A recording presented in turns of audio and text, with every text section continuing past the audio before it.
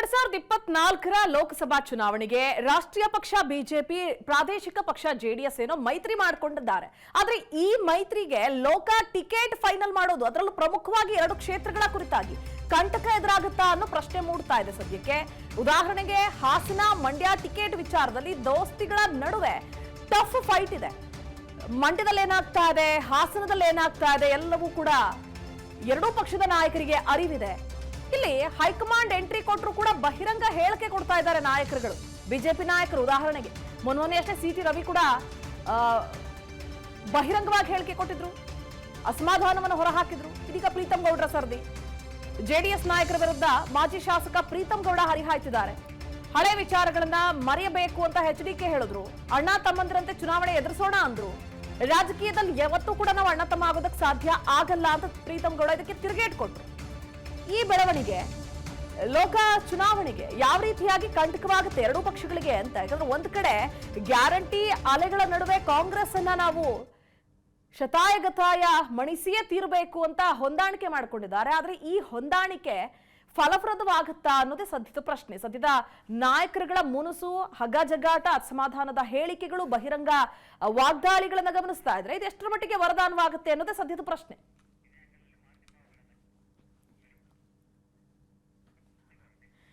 ಈ ಬಗ್ಗೆ ಹೆಚ್ಚಿನ ಡೀಟೇಲ್ಸ್ ನೀಡ್ತಾರೆ ನಮ್ಮ political bureau chief Maruti Pavagada ನೇರ ಸಂಪರ್ಕದಲ್ಲಿ ಜಾಯ್ನ್ ಆಗಿದ್ದಾರೆ. ಮಾರುತಿ, ಕಾಂಗ್ರೆಸ್ ನಾಯಕರನ್ನ ಮಣಿಸಬೇಕು, ಲೋಕಸಭಾ ಚುನಾವಣೆಯಲ್ಲಿ ನಾವು 28 ಕ್ಷೇತ್ರಗಳನ್ನ ವಶಪಡಿಸಿಕೊಳ್ಬೇಕು ಅನ್ನೋ ದೃಷ್ಟಿಯಲ್ಲಿ 2 ಪಕ್ಷಗಳೇನೋ ಕೈ ಜೋಡಿಸಿದ್ದಾವೆ.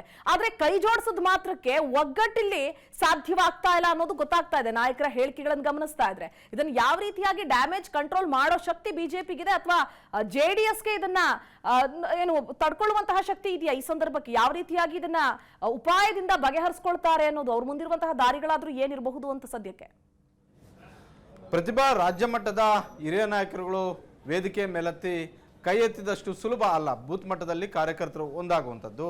ಅದರ ಒಂದು ಬೆಳವಣಿಗೆ ಈಗ ಆಗ್ತಾ ಇರುವಂಥದ್ದು. 2019ರಲ್ಲೂ ಕೂಡ ಕಾಂಗ್ರೆಸ್ ಹಾಗೂ JDSನ ನಾಯಕರುಗಳು ಅವತ್ತು ಮೈತ್ರಿ ಮಾಡಿಕೊಂಡು 28 ಲೋಕಸಭಾ ಕ್ಷೇತ್ರದಲ್ಲೂ ಕೂಡ ಮೈತ್ರಿ ಅಭ್ಯರ್ಥಿಯನ್ನು ಕಣಕ್ಕಿಳಿಸುವಂಥ ಒಂದು ಕೆಲಸವನ್ನು ಮಾಡಿದ್ರು. ಅವತ್ತು ನಾಯಕರು ಒಂದಾದರೂ ಕೂಡ ಅಲ್ಲಿದ್ದಂತಹ ಬೂತ್ ಮಟ್ಟದ ಕಾರ್ಯಕರ್ತರು ಹಾಗೂ ಕೆಲವೊಂದಷ್ಟು ಮುಖಂಡರುಗಳ ಆಕ್ಷೇಪ ಮತ್ತು ಅಸಮಾಧಾನದಾಗೆ ಅವತ್ತು ಬಿಜೆಪಿಗೆ ಬಹುದೊಡ್ಡದಾದಂಥ ಎಂದೂ ಇಲ್ಲದೇ ಇರುವಂಥ ಒಂದು ರೀತಿಯಲ್ಲಿ ರಾಜ್ಯದಲ್ಲಿ 25 ಕ್ಷೇತ್ರಗಳ 25 ಬಿಜೆಪಿ 1 ಪಕ್ಷೇತರ ಅಭ್ಯರ್ಥಿ ಗೆಲ್ಲೋದಕ್ಕೂ ಕೂಡ ಕಾರಣ ಆಗಿತ್ತು. ಈ ಬಾರಿ ಮತ್ತೆ ಕಾಂಗ್ರೆಸ್ ಆಡಳಿತದಲ್ಲಿರುವಂತಹ ಕಾಂಗ್ರೆಸ್ ವಿರುದ್ಧ JDS ಹಾಗೂ ಬಿಜೆಪಿ ಮೈತ್ರಿ ಮಾಡಿಕೊಂಡಿದೆ. ಈ ಸಂದರ್ಭದಲ್ಲಿ ಮಂಡ್ಯ ಮತ್ತು ಹಾಸನದಲ್ಲಿ ಬಹಳಷ್ಟು ಆಕ್ಷೇಪ ಮತ್ತು ಅಸಮಾಧಾನದ ಹೇಳಿಕೆಗಳು ಹೊರಗಡೆಗೆ ಬರ್ತಾ ಇರುವಂಥದ್ದು.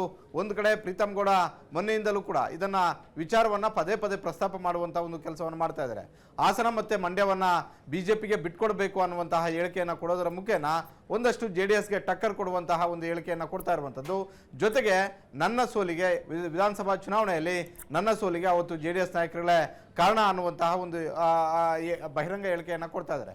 ಇದು ಸದ್ಯದ ಮಟ್ಟಿಗೆ ಮೈತ್ರಿ ಪಕ್ಷಗಳಿಗೆ ಒಂದಷ್ಟು ಕಸಿವಿಸಿ ಹಾಗೂ ಕಿರಿಕಿರಿ ಅನಿಸಿದ್ರೂ ಕೂಡ ಈ ಒಂದು ಡ್ಯಾಮೇಜನ್ನು ಆದಷ್ಟು ಬೇಗ ಮೈತ್ರಿ ಪಕ್ಷಗಳು ಬಗೆಹರಿಸ್ಕೊಳ್ಳದೇ ಇದ್ರೆ 2 ಕ್ಷೇತ್ರದಲ್ಲೂ ಕೂಡ ಯಾರೇ ಟಿಕೆಟ್ ಕೊಟ್ಟರು, ಯಾವುದೇ ಪಕ್ಷಕ್ಕೆ ಟಿಕೆಟ್ ಸಿಕ್ಕಿದ್ರು ಕೂಡ ಒಳಪೆಟ್ಟುಗಳು ಆಗುವಂಥದ್ದು ಸಹಜ.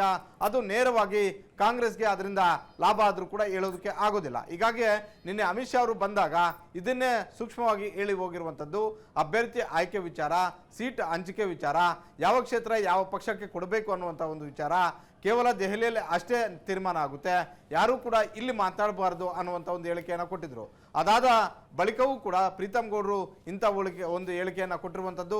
ಜೊತೆಗೆ ಮಾಜಿ ಮುಖ್ಯಮಂತ್ರಿ ಕುಮಾರಸ್ವಾಮಿ ಅವರು ಇದು ಒಂದು ರೀತಿ ದಾಯಾದಿಗಳ ಕಲಹ, ಭಾರತದಲ್ಲೇ ಒಂದು ರೀತಿ ದಾಯಾದಿಗಳ ಯುದ್ಧ ಮೊದಲಿಂದಲೂ ಕೂಡ ಇದ್ದೇ ಇದೆ ಅನ್ನುವಂಥ ಒಂದು ಹೇಳಿಕೆಗಳು ಸಹಜವಾಗಿ ವಿಪಕ್ಷವಾಗಿರುವಂತಹ ಹಾಗೂ ಮೈತ್ರಿ ಪಕ್ಷಗಳ ವಿರುದ್ಧ ಅಭ್ಯರ್ಥಿಯನ್ನು ಕಣಕ್ಕಿಳಿಸ್ತಾ ಇರುವಂತಹ ಕಾಂಗ್ರೆಸ್ಗೆ ಒಂದಷ್ಟು ಲಾಭ ತರುವಂತಹ ಒಂದು ಸಾಧ್ಯತೆ ಇದೆ. ಹೀಗಾಗಿ ಈ ವಿಚಾರವನ್ನು, ಈ ಸಮಸ್ಯೆಗಳನ್ನು 28 ಲೋಕಸಭಾ ಕ್ಷೇತ್ರದಲ್ಲಿ ಅಷ್ಟು ದೊಡ್ಡ ಮಟ್ಟದ ಅಪಸ್ವರ ಅಸಮಾಧಾನ ಕಾಣದೇ ಇದ್ರೂ ಕೂಡ ಮಂಡ್ಯ ಮತ್ತು ಹಾಸನದಲ್ಲಿ ಹೆಚ್ಚು ಕಾಣ್ತಾ ಇದೆ. ಹೀಗಾಗಿ ಈ 2 ಕ್ಷೇತ್ರದಲ್ಲೂ ಇರುವಂತಹ ಈ ಸಮಸ್ಯೆಯನ್ನು ಬಿಜೆಪಿ ವರಿಷ್ಠರು ಆದಷ್ಟು ಬೇಗ ಬಗೆಹರಿಸದೇ ಇದ್ರೆ ಸಹಜವಾಗಿ ಅದರ ಲಾಭ ಕಾಂಗ್ರೆಸ್ಗೆ ಆಗುತ್ತೆ. ಈ ಹಿನ್ನೆಲೆಯಲ್ಲೇ ರಾಜ್ಯ ಘಟಕದಿಂದಲೂ ಕೂಡ ಈ ಬಗ್ಗೆ ಹೆಚ್ಚು ಚರ್ಚೆ ಆಗ್ತಾ ಇರುವಂಥದ್ದು. ಪ್ರತಿಭಾ, ಓಕೆ, ಥ್ಯಾಂಕ್ ಯು ಮಾರುತಿ ಡೀಟೇಲ್ಸ್ಗಾಗಿ. ಅನುಕ್ಷಣದ ಸುದ್ದಿಗಳಿಗಾಗಿ ವಿಸ್ತಾರ ನ್ಯೂಸ್ ಯೂಟ್ಯೂಬ್ ಚಾನೆಲ್ ಸಬ್ಸ್ಕ್ರೈಬ್ ಮಾಡಿ. ಹೊಸ ಸುದ್ದಿಗಳ ನೋಟಿಫಿಕೇಶನ್ಗಾಗಿ ಬೆಲ್ ಐಕಾನ್ ಕ್ಲಿಕ್ ಮಾಡಿ. ಲೇಟೆಸ್ಟ್ ಅಪ್ಡೇಟ್ಸ್ಗಾಗಿ www.vistaranews.com ವೆಬ್ಸೈಟ್ಗೆ ವಿಸಿಟ್ ಮಾಡಿ. ಅಂಗೈಯಲ್ಲೇ ಜಗತ್ತಿನ ಸುದ್ದಿ ತಿಳಿಯಲು ವಿಸ್ತಾರ ನ್ಯೂಸ್ ಕನ್ನಡ ಆಪ್ ಡೌನ್ಲೋಡ್ ಮಾಡಿ.